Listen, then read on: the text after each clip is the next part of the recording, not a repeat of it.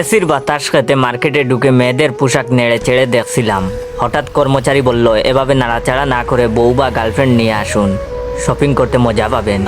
নিজেকেও অপমানিত বোধ করছি, তবুও সামান্য ভাব নিয়ে বললাম, আমার গার্লফ্রেন্ডের জন্য আমি কিনতে এসেছি, তোমার সমস্যা কি?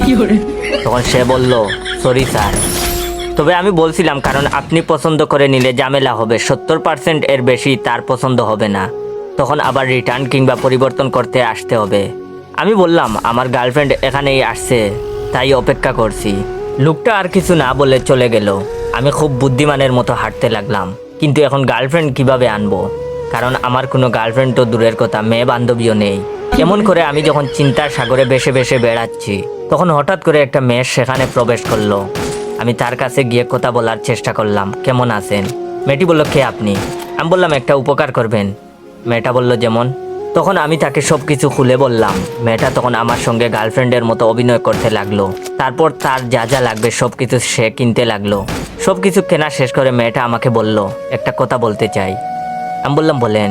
মেয়েটি বলল, আপনি যেহেতু কিছুই কিনবেন না, তাহলে শুধু শুধু এখানে কেন এসেছেন? আমি বললাম, এসির বাতাস খেতে, বাহিরে প্রচুর গরম, তাই ভাবলাম কিছুক্ষণ ফ্রি এসির ভেতরে বাতাস উপভোগ করি। মেয়েটা খুব হাসতে লাগলো। তার হাসি দেখে সবাই আমার দিকে তাকিয়ে রইলো। আমি অনেকটা গর্ব নিয়ে বুক টান টান করলাম। তখন মেয়েটা বলল, ঠিক আছে, তাহলে আপনি আরো কিছুক্ষণ বাতাস খেতে থাকুন, আমি চলে গেলাম। আমি বললাম, আচ্ছা ঠিক আছে, কিন্তু আমিও আপনার সঙ্গে বের হতে চাই, কারণ এরা ভাববে গার্লফ্রেন্ড চলে গেছে, বয়ফ্রেন্ড যাচ্ছে না কেন?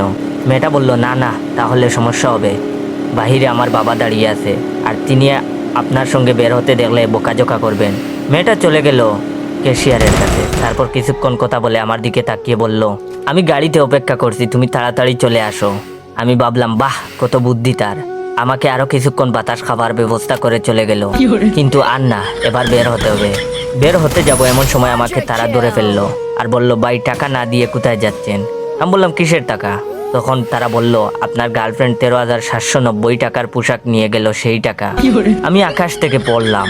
ফ্রিতে বাতাস খেতে এসে আমি আমার 22,000 টাকা দামের মোবাইল, জামা রেখে বের হতে চাইলাম, কিন্তু সেই প্রথম যে লোকটার সঙ্গে কথা হয়েছে, সে আমার কাছে এসে বলল, এখানে অপেক্ষা করুন, আর আপনার পরিচিত কাউকে টাকা নিয়ে আসতে বলেন।